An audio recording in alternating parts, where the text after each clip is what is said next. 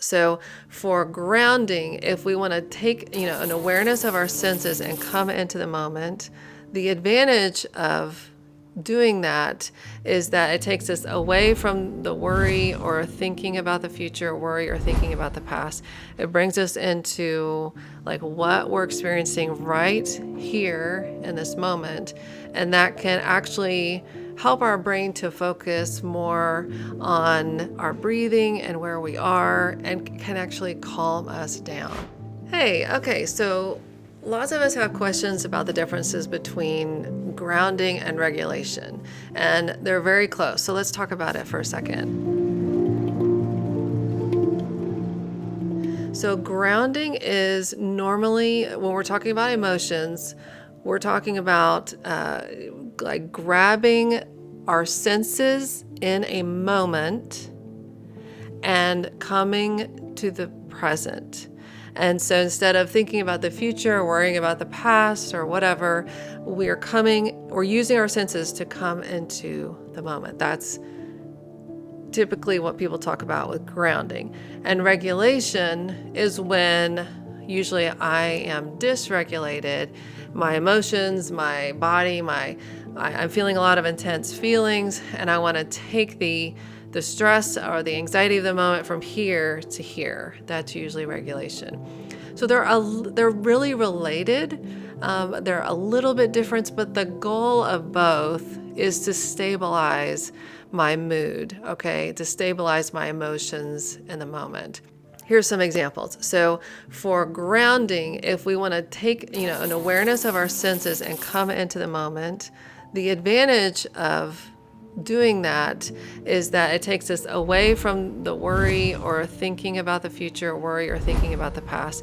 It brings us into like what we're experiencing right here in this moment, and that can actually help our brain to focus more on our breathing and where we are, and can actually calm us down. Now, for some people, this works, better or less or whatever, but you can choose the technique that works best for you. But one great grounding technique is called the 5-4-3-2-1 technique. This is pretty common, and you can Google this and look this up for your information. But I'm here on the University of New Hampshire website under their psychological and counseling services, and they've got the 5-4-3-2-1 game. So the game goes like this. This is for grounding, okay? Name 5 things that you can see in the room with you.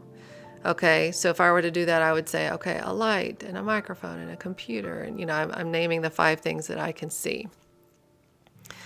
Then you name 4 things that you can feel. Okay, so I can feel the chair beneath me. If I really think and concentrate, I can feel the sweater that's sitting on my shoulders. I can feel, the cold air that has hit this region today. Just kind of naming 4 things that you can feel. The next thing is name 3 things that you can hear. And so that really depends on the environment that we're in, right? And so for me, I could hear like the wind going outside against the trees, or I might hear my dog barking downstairs, just different things that we can hear. The next thing is name 2 things that you can smell, okay? And this can be an intentional thing, like I'm going to grab a candle or a cookie or something and I'm going to smell it. Or it can be just like things that you're noticing in your environment, like I smell like the musty smell of a towel that hasn't been washed soon enough. It can be a good smell or a bad smell. It doesn't matter. It just has to be like something that you're experiencing right now in the moment. And then the last thing is name 1 thing that you can taste. So this would be, do you have food? Do you have something near you that you can, put to your mouth and taste? It doesn't necessarily mean eat. It could just be taste, right? So that's 5, 4, 3, 2, 1. 5 things you can see in the room, 4 things you can feel, 3 things you can hear, 2 things you can smell, and 1 thing you can taste. So that's one grounding technique, and that works for a lot of people, and they really love it. So regulation again, has more to do with taking our stress, our mood from like the anxious level up here down to baseline. There are so many regulation techniques. I have a lot of them that I'm a huge fan of. We can unpack some of those in future videos, but I wanted to highlight two for you today. One of them is breathing, and there's so much that's happening when we're actually conscious, aware, and deeply breathing. There's so much that's happening in our bodies. And it's so basic to our biology. And for me, I have faith in Jesus. I believe in God as our creator. And so it gets me really excited when I'm utilizing the creation that I am experiencing in my body. Like God made us to be able to breathe deeply and for it to help us to calm down. I get excited about that kind of stuff. And so one thing that we can do is take a really deep, long breath. And so I'm going to do that. I invite you to join me and do it with me right now. And so I'm going to do a deep breath and then watch for what happens after. I'm going to go. And then I'm going to take two more quick breaths, even deeper beyond that. I'm going to go. And then I'm going to exhale. Really slow. Now, if I were really doing it well, I'd probably go even slower with all of that. But the cool part about the extra two little lifts and deeper breathing on top of that, there's actually research that shows that pushing that to its limit actually, studies show regulate us even quicker in a moment. Now, for some of us, breathing feels a little scary or maybe a little vulnerable, or you may feel embarrassed about who you're sitting with or whatever. And, that's something for us to figure out, to process, to think through. And sometimes when we have been in a state of anxiety or stress for a long period of time, deep breathing does feel vulnerable. And so, and in that, what it's going to take is just practice. And for those of us who have faith in Jesus, like inviting Jesus into those moments, like, Jesus, help me to feel safe. Help me to use the system and this body that you have given me to take my extreme stress or anxiety from here to here. So that's one technique, is the breathing. And the second one, I wanted to share something with you that's really personal and important to me, and that is this specific candle. This is not just any candle. I bought this candle in Lake City, Colorado several years ago, and it was in the middle of this really, really challenging season. And I just went into a little shop there, and I was just kind of, opening these up. They have a screw top here on this jar, and I was just kind of smelling from one candle to the next. And I came across this one, and it was like, it just hit me in like all the good ways.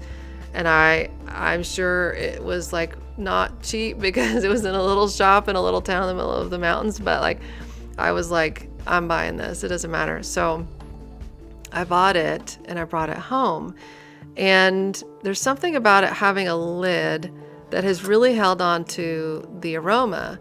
And so I don't know why this was not planned, but just over time, what I ended up doing is that whenever I was stressed or anxious, which in that season was pretty much multiple times a day, I would grab this candle, I would unscrew the top, and I would just breathe in. Oh my gosh.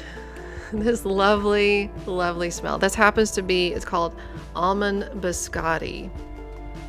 I don't even know how that works, but it just would calm me down. And I mean, literally, this was years ago. I'm sure the only reason that it's still retaining it smells so well is that it's probably got a lid on that, the lid on it probably helps. But anyway, and so that is another way that we can regulate, is by smelling something. And that can be a candle, it could be, it could be something food related, it could be laundry detergent that's on your clothes. It doesn't matter. It's whatever feels regulating and comforting to you. Here's the fun fact about this.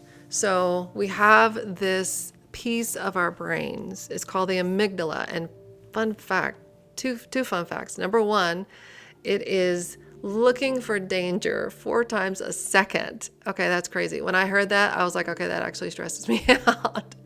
But when I actually dug into it a little more, what it's doing, the job of the amygdala is to help us understand our fear. So the amygdala 4 times a second is looking for danger. And the rest of our brain 4 times a second is saying, no, we're fine, it's good. And so that our amygdala can activate us in the times when we really need to, and can hopefully over time deactivate when we don't need it, right? So the sense, like we have not just 5 senses, we have actually 8 senses, okay? But the sense, that's another video, but the sense that is most directly connected to our amygdala is the olfactory sense. Isn't that wild? I heard that a few years ago and I was like, wow, why? Like, I don't understand why, but that can be why you walk into your grandmother's house and you smell those, tamales, and you're like, whoa, I'm in, like, this smells amazing. It can also be like a negative sense where you walk into a room or you walk into the mall or you're somewhere and you smell this sense and you're suddenly like, you don't know why, but you feel anxious. And it could be because the olfactory sense is going straight, has a direct connection to our amygdala. And then our brain is trying to process that, that smell that's coming in. And does this mean that, I'm in danger, or does this mean that I'm okay?